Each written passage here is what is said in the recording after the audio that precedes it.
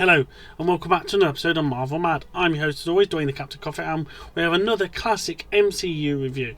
And this time we're going all the way back to June 2018, where we had one of the most fun entrants into the MCU with Ant-Man and the Wasp. Now, coming off the emotional wrecking ball that was Avengers Infinity War, Marvel's gave us a much needed breather with Scott Lang's return.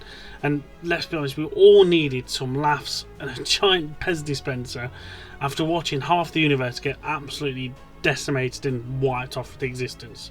So, in the MCU at this point in time, we've got Scott Lang in house arrest playing rock band and doing magic tricks. We've got Hank Pym and Hope Van Dyne on the run, and obviously everybody's trying to build a quantum bridge to rescue Janet Van Dyne, so who's been stuck in the quantum realm since the 80s, so it's long overdue to have a big family reunion. Now, this Marvel movie is a proper fun, light-hearted and just enjoyable film sort of thing. The pacing is slick, the comedy lands, and the tone is refreshingly just light, especially compared to the heavy-hitting Avengers Infinity War we've just had. And it's like Marvel at his most Marvel sort of style, just daft heist capers with a sci-fi sort of twist, and it was just what it needed right after Avengers Infinity War. Now, Paul Rudd again nails it as Scott Lang.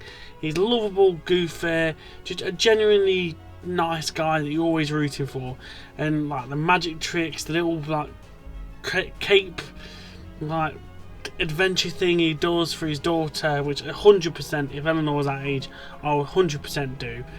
And playing on Rock Band as well, so good, so clever, and just nice. It really was nice, that lot. And then you obviously had Agent Wu coming in, checking them up all the time and stuff. Their combination as well just was so nice, that. And it was so good in that lot. And the film truly shined with Evangeline and Lilly's Wasp. This was the first MCU film as well that put a hero's name in the title, and Hope absolutely owns it, from her intense action scenes, especially in the one in the kitchen when she's running across that knife. So good, and no nonsense attitude. She's pretty much the brains, the brawn, and the badass all in one character, which is really nice. Now let's talk about Ghost. Ava Starr isn't your traditional Marvel villain, and that's probably kind of the point, really. Now she's in pain, she's desperate to fix herself, and honestly you can understand why she's doing it, sort of thing. And you've got a tragic figure more than an evil one, sort of thing, and it adds to a unique emotional thread that otherwise helps this light-hearted story. And obviously you've got the help of Lawrence Fishburne as well as Bill Foster.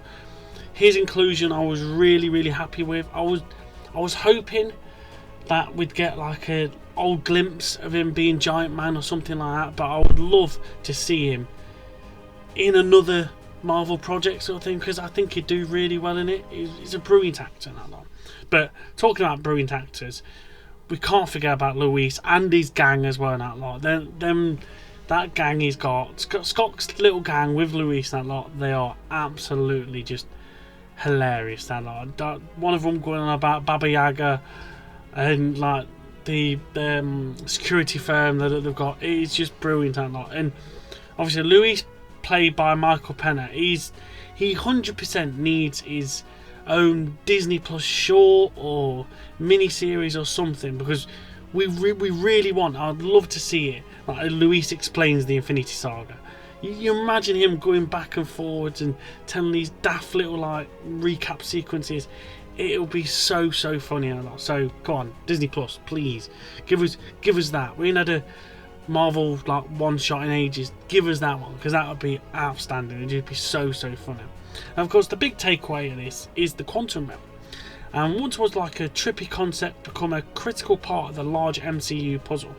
Janet's return, the healing powers, and the time vortexes, all seeds planted that pay off big time, obviously, in Avengers Endgame coming up soon. And speaking of Avengers Endgame, let's talk about that post-credit scene. Scott's getting trapped in the quantum realm, trying to like get all the essences that can like heal Ghost again, anybody else that like, needs that sort of essence. But he's in there just as Thanos snaps his fingers. The rest of the team dusted, gone, just leaving Scott in limbo really not long. And it's like, damn, this might have been a light-hearted, laughing, joking film, but deep down it instantly ties straight back in to the darker MCU at this point out long.